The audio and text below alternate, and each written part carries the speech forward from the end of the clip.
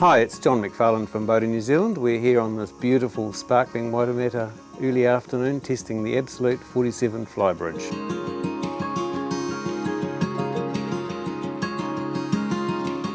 One of the interesting features out here is there's a curtain behind, obviously it's up at the moment, but it can drop right down, and this would be really useful in the Mediterranean where you might be moored stern on, and also for those setting sun afternoons when the sun's just baking into the cabin.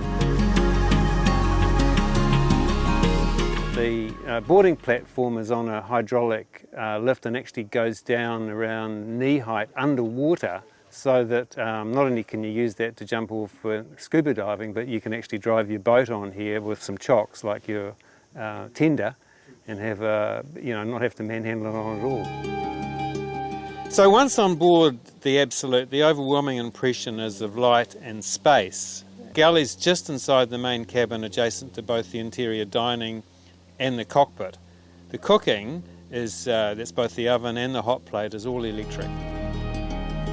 The fridge, which is quite a substantial one, and there's also an ice maker on board. The factory supplied cutlery, all nicely mounted in its little things to stop it rattling around, and on this side is the glasses. Great use of space.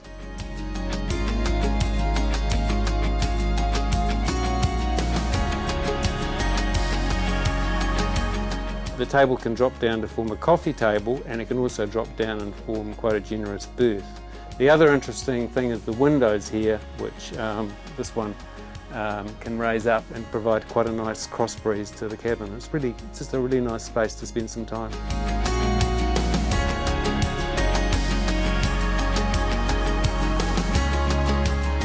So the Helm Stations, it's really quite beautifully laid out. There's room for much bigger chart plotters than what's here, if you so require.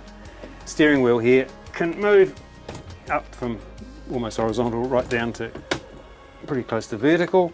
Your twin engine controls, a bow thruster here, and the really cunning part about this boat is when you're docking and any close quarters manoeuvring, you can operate the whole boat here.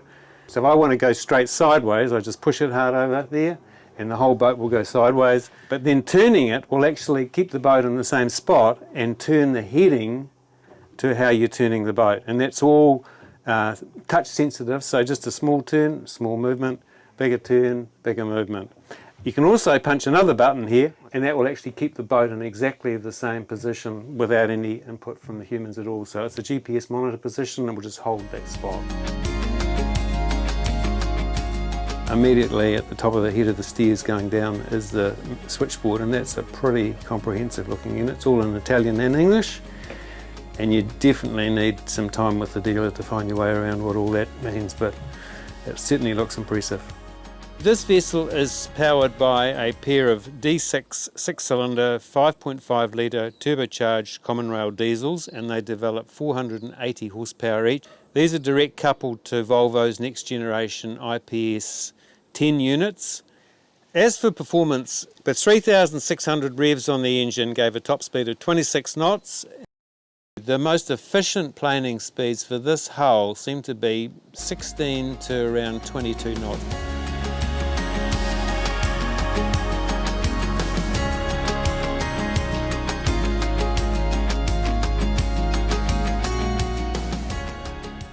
On the starboard side of the boat, we've got a twin cabin with single berths and room between it, and there's quite a large cupboard there for your clothes and gear. On the port side of the boat is another double cabin. It's got a queen size berth. It's also got its locker for clothes and so forth, a mirror, a seat, and perfectly breachable on both sides, although there is a couple of steps in this floor, which is unavoidable because we're right down against the bottom of the hull. This is the main heads for just about everybody in the boat except for the owner and his or her partner.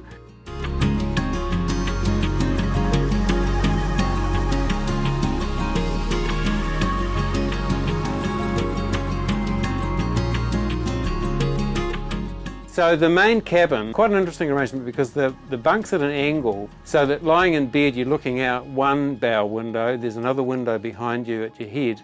So it's a really neat spot.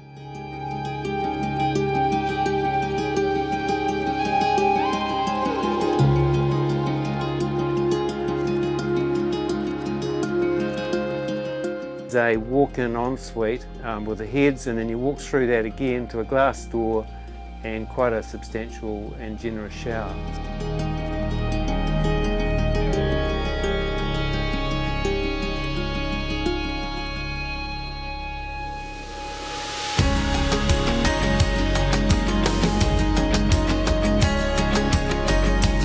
Next to the helm is an access door, which is an optional extra, which I would absolutely have in a flash, because I just think it's so essential to be able to leave the helm and straight out onto the deck to get hold of your ropes.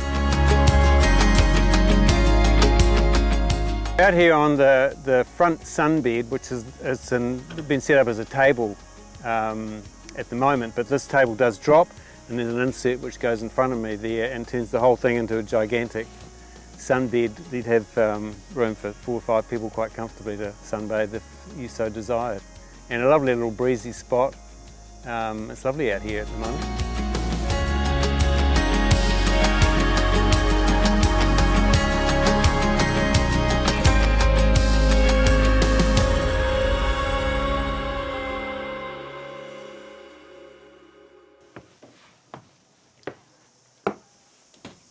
Okay, so we're in the Flybridge now, or on top of it, and we've got a full duplicated set of engine controls. So we've got our standard steering, twin engine controls, and that same IPS control, touch button joystick here. Lovely spot to control the boat, and it'd be my pick to control from here if you were docking or anchoring, just because your spatial awareness of what's happening. This boat's got the optional hard top, which probably in our sunlight's not a bad thing to have. In front of me is the sunbed, another very generous one.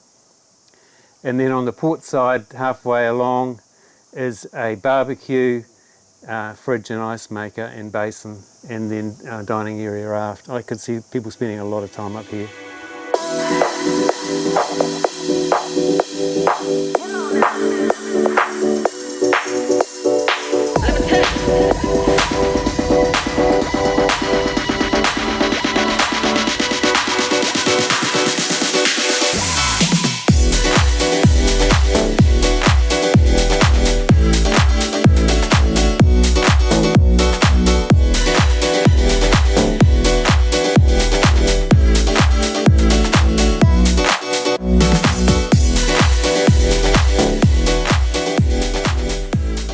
So the 3 things that I took out from reviewing this boat is the space and the lights throughout it, the volume of the boat in relationship to its overall length is just massive, and above all, the ease of handling in close quarters is just quite outstanding.